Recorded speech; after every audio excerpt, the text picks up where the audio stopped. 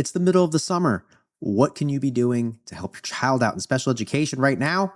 Let's find out. I'm Nick Coletti, and this is the Sped Space podcast.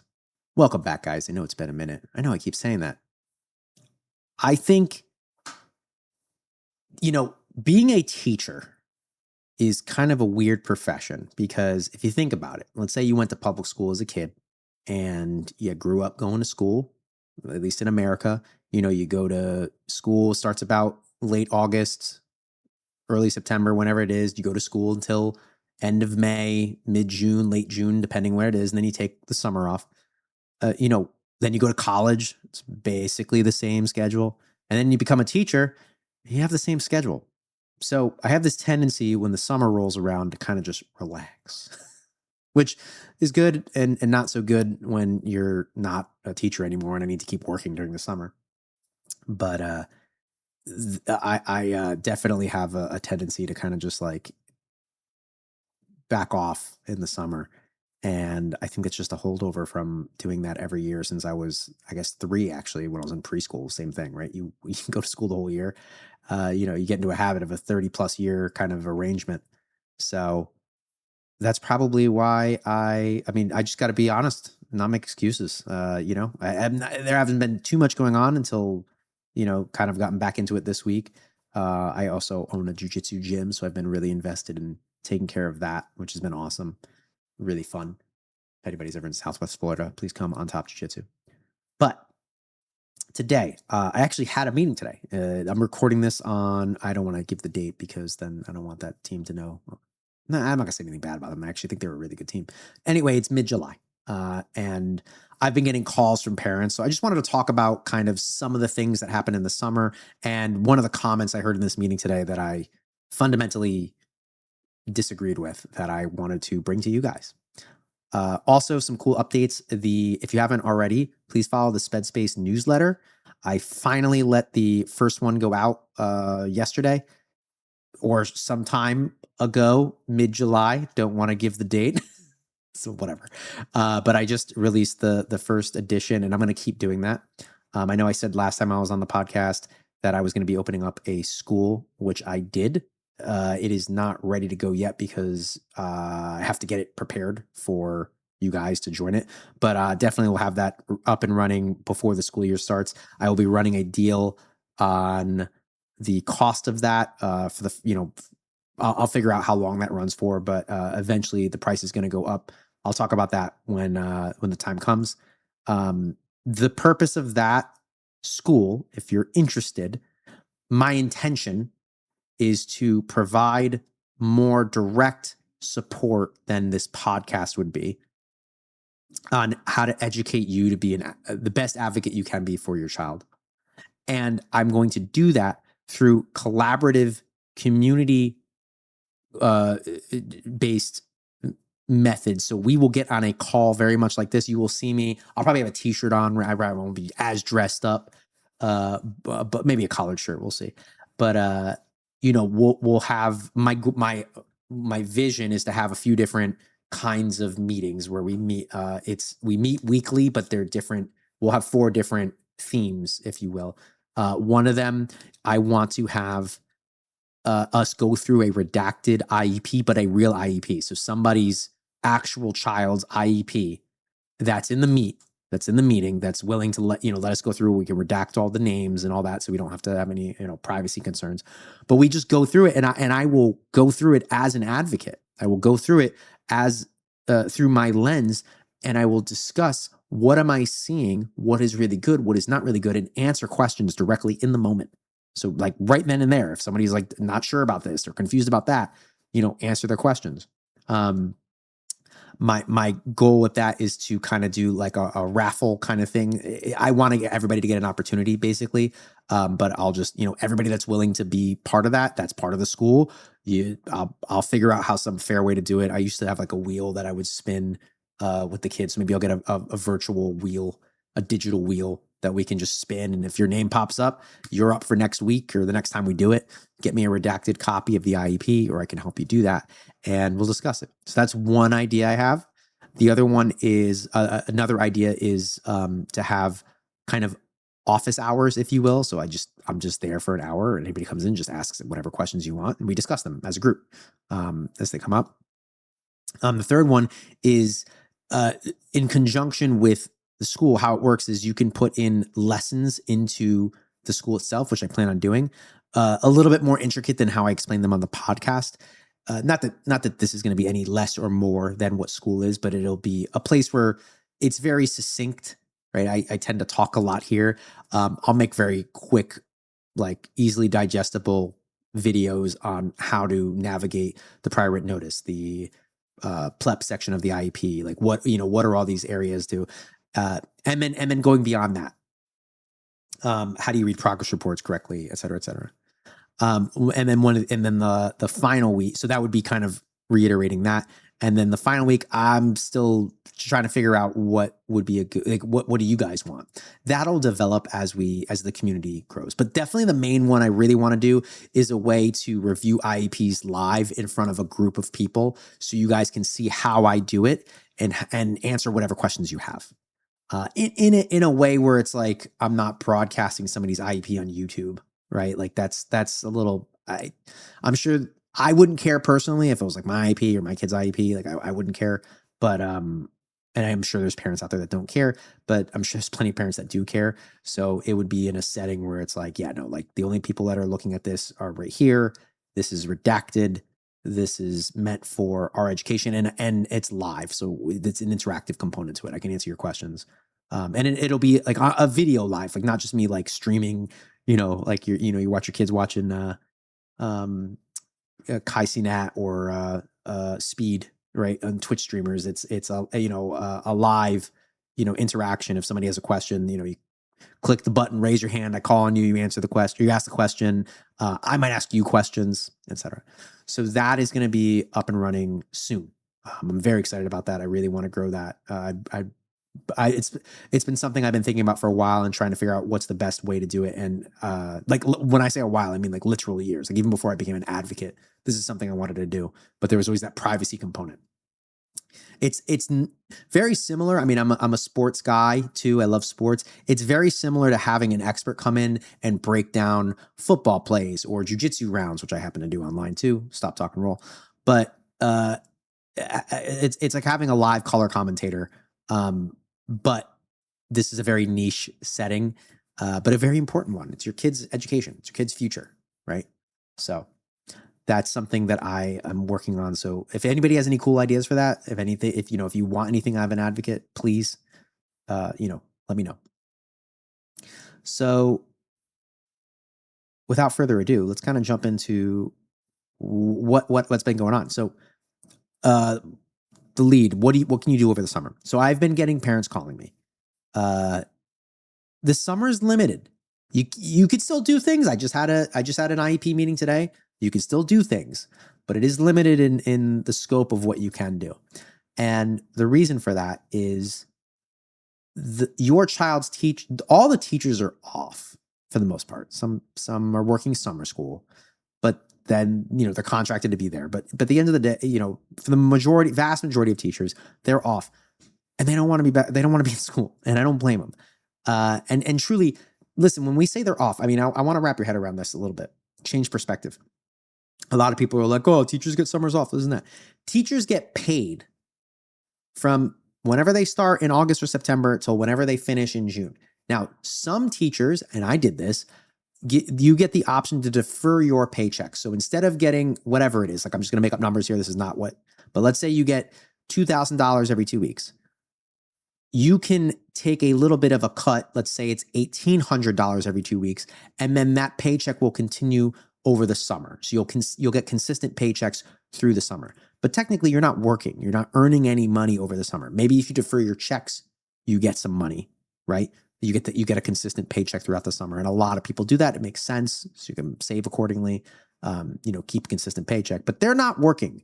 They do not get paid for any time over the summer. They have a 10-month position that starts in August and ends in June, or whatever kind of variation in between. And they get a summer break, but again, they're not getting paid for that time. So just want to be clear when we talk about expectations is that there is no expectation that they work over the summer. When I was working, I don't have my, I never had my, well, I used to, I learned better. I never had my email on my phone. And when it was the final day of school and it got to 3 o'clock or whatever, I'm not checking my email. I would check it once, maybe midsummer, just in case anything crazy is going on. And then I would check it maybe 3 days before I had to go back to school, just in case there was any instructions of what I needed to do that first day. But otherwise, I didn't look. Now, I know not the majority of teachers aren't like that, but truly, that's the expectation you have to recognize, is that there's people like me out there, and there's nothing wrong with what I was doing. And kind of planning accordingly. Now, with that being said, the majority of administrators, principals, vice principals, superintendent, etc., head of special ed, special ed coordinators, those are 12-month positions. So I've had a 12-month position before too. I was an autism consulting teacher. It was kind of weird. I was a teacher, but I was like an admin. It was a very weird position. Very thankful for the opportunity that I had. Let me clarify. It was very weird on paper. It was an awesome position. I loved it. But how that worked is I got vacation time, and it was highly encouraged that you took it when the schools weren't in session, but you could take it whenever. So I was working over the summer. I was working during the breaks, like Christmas break we had off. But aside from that, I mean, the February break, April break, we had an October break. That was in Hawaii. I was working, and there's no kids in the schools. There's no teachers there, but I was still working. I was just, getting paperwork done, this and that. You take a day off or two during that time, or maybe take the whole week off if you'd like. But those people can be reached. So, for example, when I had the meeting today, mid-July, we had the director of SPED. We had a special education teacher that did not work with the child. We had a general education teacher that did not work with the child. And then we happened to have someone that did work with the child on the team that was there. And then obviously the parents and myself. So the district has the right to do that. So if you really want to insist, I'm having people call me and they're like, I want to meet, I want to do this and that. You can, but you have to understand that you're not guaranteed to get your child's team. And if you need your child's team there, there's really nothing you can do about that. I mean, maybe there's other advocates out there or lawyers that say they can, but they can't do it. They might be able to, like if one of my kids' families wanted to have a PPT or an IEP meeting, sorry, PPT is in Connecticut, and the district called me and was like, hey, so-and-so wants to have an IEP meeting over the summer, I'd be down. I would get paid for it. I mean, I would get paid to do that, and I would probably do it because I care about my kids, right? And I want to know what's up. I never had that problem because, my kids were always well taken care of during the school year, so I had no problems. But, I would do that. But that doesn't mean I had to. And for what it's worth, if I happen to be in Italy or whatever, I mean, I don't know. I'm a little crazy. Like I recently got married in Greece, and I was on call for a meeting in case it went bad. Yeah, I made sure that all my meetings were handled either before or after the break when I was away. Definitely not during the honeymoon. I'm not crazy, and wanted to upset my new wife by any means. but before the wedding, we were out there for about a week before. I was on call, and if anybody needed me, I would hop into the meetings. Thankfully, they went fine and as expected. I made sure that they were kind of like easier meetings. I was talking about this with one of my clients the other day, that not all IEP meetings are intense, but when you bring an advocate, typically those meetings are intense. So she was saying, she can imagine that like every meeting I have is an intense one. And I was like, not every special ed meeting has to be intense. It's just, if you're bringing an advocate, typically it's because something's not going correctly. So that happens. But yeah, I've been getting calls, people want to get their kids an IEP right now. People want to, that's, again, you can have that meeting, but the depending on the state, the clock doesn't start ticking, so to speak. You have a certain amount of time to get the evaluations done. And, that just because the meeting has happened doesn't mean that the time for the evaluations start. Now, it's, for example, in Connecticut, there's a 45 school day timeline to get an evaluation done. So if I send an email, let's pretend school was in session. If I sent an email today, that starts the clock, day one. I send an email to the administrator. I say, hey, I'm very concerned about my child. They are struggling in class. I would like them, there's a suspicion of a disability. I would like them to get evaluated for special education testing.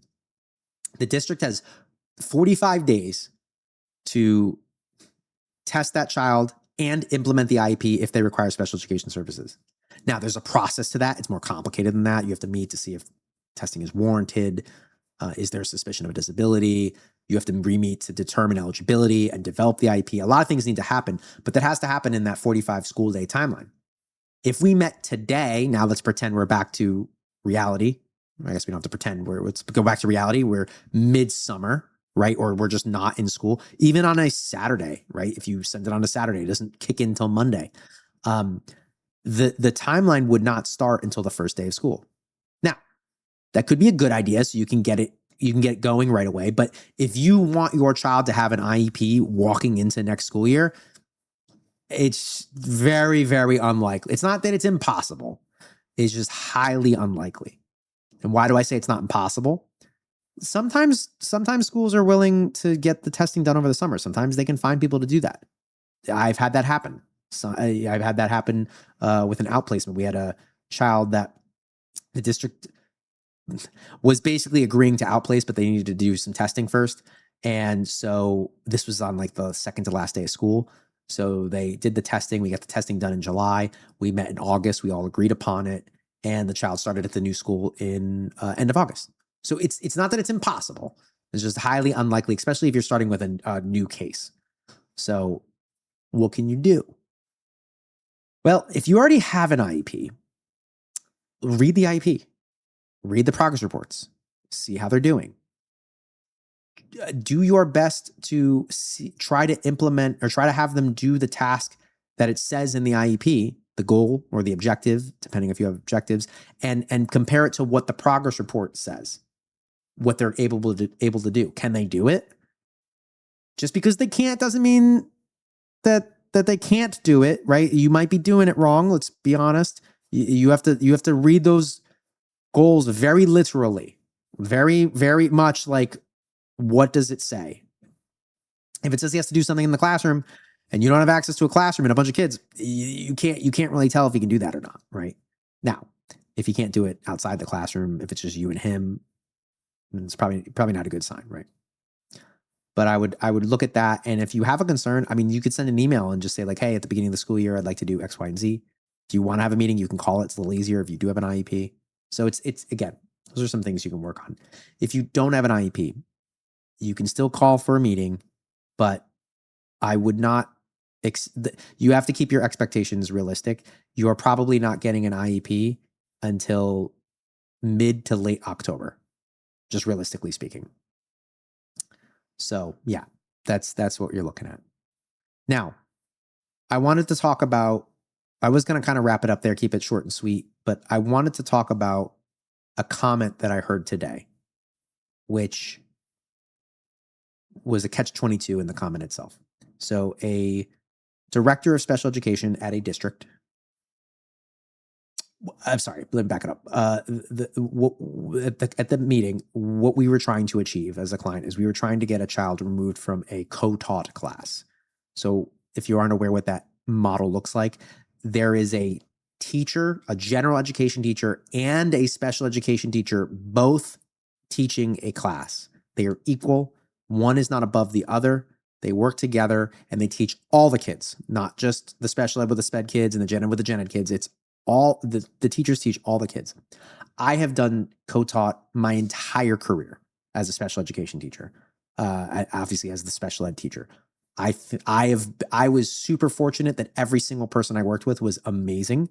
I know that sounds crazy, but shout out to I don't want to shout people out in case I forget, because that's how many people I've worked with. But shout out to every single person that I worked with. You guys I miss all of you. Loved working with all of you. If you're listening and you're one of my co-teachers, leave a comment below, please. Anyway, and a review. And if you weren't one of my co-teachers, please leave a comment below, or, leave a 5-star review, or like it, or subscribe, all the good things. Anyway, sorry. So we were trying to get this child removed from that setting and placed in a less restrictive environment, meaning that we thought that having the second teacher in there was limiting this child, that they could do more without someone intervening. It's the long and short of it. It's more complicated than that, but we're on a podcast and I'm not going to, get too into the weeds of that, which is what I would like to do on school. So and sorry, not to hard sell that, just because it's private and I want to be careful about privacy. One of the comments that we made in the beginning was that the class is not rigorous enough because it is a co-taught class. And the director of SPED responded to that and said that, he clarified, like, oh, you don't feel like the class is rigorous enough? And we were like, no. And she was like, well, all the, just because it's a co-taught class, they're following the same exact curriculum as the other classes. Later on in that meeting, we were discussing a co-taught class in another school, and she said that that's a very academic heavy class and probably not appropriate for this child, implying that that class had a lot of kids that required a lot of support with academics, which immediately on the first comment, but this is later in the meeting, lends to, if you're not seeing it already, a major catch-22. As a teacher, you have to teach the who's in your room. You also have to follow curriculum. This is why teachers, for the most part, get really frustrated with curriculums. On one hand, it's great to make sure that we're uniformed and we have something written for us and that we're following it. But on the other hand, you're also working with individuals and then a group. And you have to teach the who's in the room. I do this with jujitsu every day, but I could easily relate this to math or to academics. But, if you have a child who has special education services, and let's say they're in, I don't have the standards, the curriculum memorized, but I'm just going to say, hypothetically speaking, let's say we're working on multiplication in 4th grade. They might start with that a little earlier. They might start a little later. It doesn't matter. Let's just keep it simple. Let's say we're doing 2-digit by 1-digit multiplication, but this child hasn't even mastered 1-digit by 1-digit, or even worse, hasn't even mastered addition yet. How are we going to expect that child to work on multiplication? We have to develop special education goals and objectives and work with them with where they are. But that's the point of teaching, is we work on where the kids are. Where are they? What do they need to learn? Now, if you zoom out, this happens on a grade level too. Let's say the curriculum's not that great, or the teacher from the previous year didn't implement the curriculum very well, and all of the kids are struggling with a concept that they didn't learn the year prior. So now you have a choice as a teacher. Do you stick to the curriculum, or do you alter it to support the kids of where they are? Now, it's tricky because these teachers need to keep their jobs and their health insurance for their families and make sure they still get paid. So the answer is they have to follow the curriculum. But if we take that away, the answer is you need to teach the kids where they are, because that's how life is. You don't just go somewhere. You don't just join a yoga class and they put you in, I don't know the moves in yoga, but they make you do like a handstand and with the full split day one. Like I'm an athletic dude and I can't do that. Like, you don't do that day one. I own a jujitsu gym, and like, I'm not making the day one player play some very complicated game that makes no sense. I'm going to say, hey, hold their leg and see how long you can hold it for. And the other person, try to get their leg out.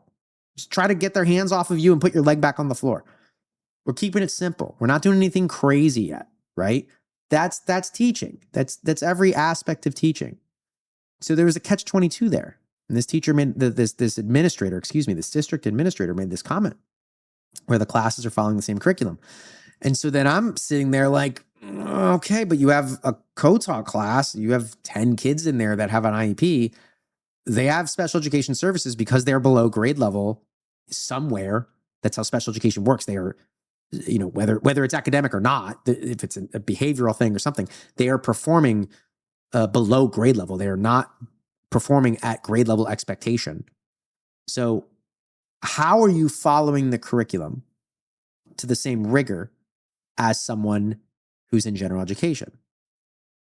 It's a hard thing. And, keep in mind, I was telling this parent afterwards, and this is something that I've learned. This isn't like a conspiracy thing.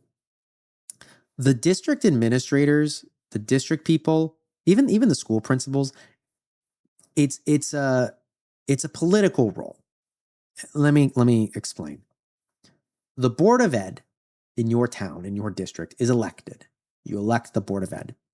That Board of Ed's job is to hire and manage the superintendent. And then the superintendent's job is to then manage the district, right? The hire people, fire people, all that kind of stuff.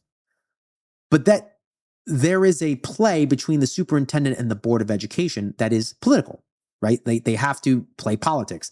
The Board of Ed people want to get reelected and maintain that position, as well as hopefully make sure that the kids are being successful within the school district and all that.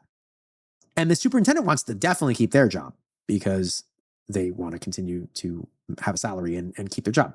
So there's a political aspect to it. So you are going to, in these meetings, sometimes get those political responses. All of our classes have the same rigor. All of our classes, all of our students receive the same exact education. And while they should, there's nothing wrong with that statement. That is what it should be.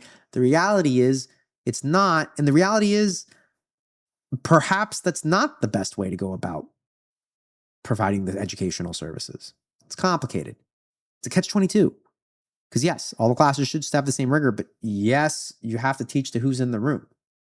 If I'm teaching my jiu-jitsu class, not to keep harping on this, it's a little different because I don't know who's going to show up every day, right?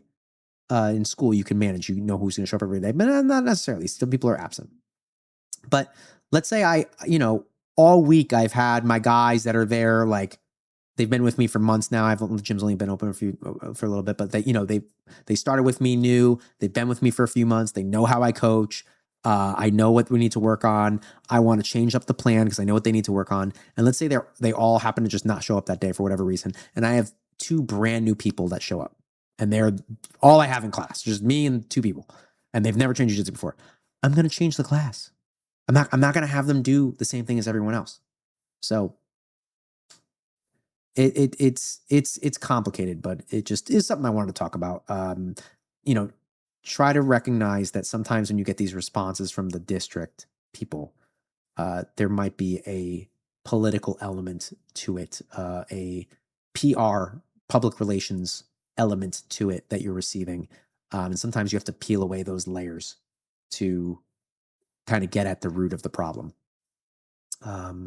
It doesn't mean that you should sit there and like call them out. It actually never came. We never discussed it at the meeting, but I was waiting for it to come back up and it never did. And the meeting went a different direction, so it didn't need to come back up. But I definitely was not, that statement didn't sit well with me. So that's what I got today. I am hoping that if you're enjoying the podcast, if you please, if you could leave, if you're on YouTube, please like. If you're on Spotify, Apple, or wherever you get your podcast, if you can leave a 5-star review, or if you feel less, then don't leave a review. But if you like this, please leave a 5-star review. Let me know what you want me to talk about. If you're on YouTube, let me know what you want me to discuss in the comments below. I will read them. I will talk about them gladly. And then please share this podcast. Please share this with somebody that might benefit from hearing about special education. A lot of parents will reach out directly to me, but like, I'm telling you, like grandparents, aunts, uncles that want to understand their children better, understand the system better. teachers, service providers, anybody. It's please share this, let people know. uh Sign up for the Sped Space newsletter. You can find that on my website, my advocacy website, which is greenwichseadvocates.com/resources. Also, if you need an advocate, please reach out. This is a cool little thing. I had someone reach out to me.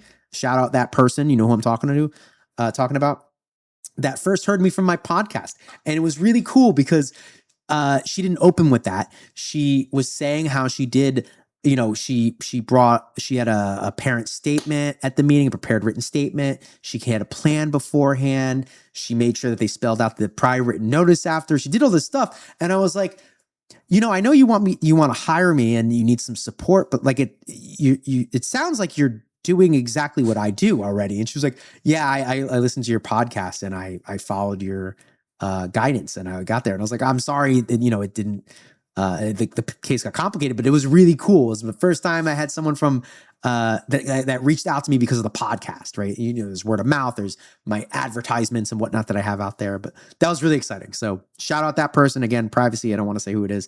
But if you guys need help, please reach out. I will pick up the phone and I will speak with you while I can, right? Hopefully this grows to a point one day where I will have some other advocates as well, and we can get in touch with you that way.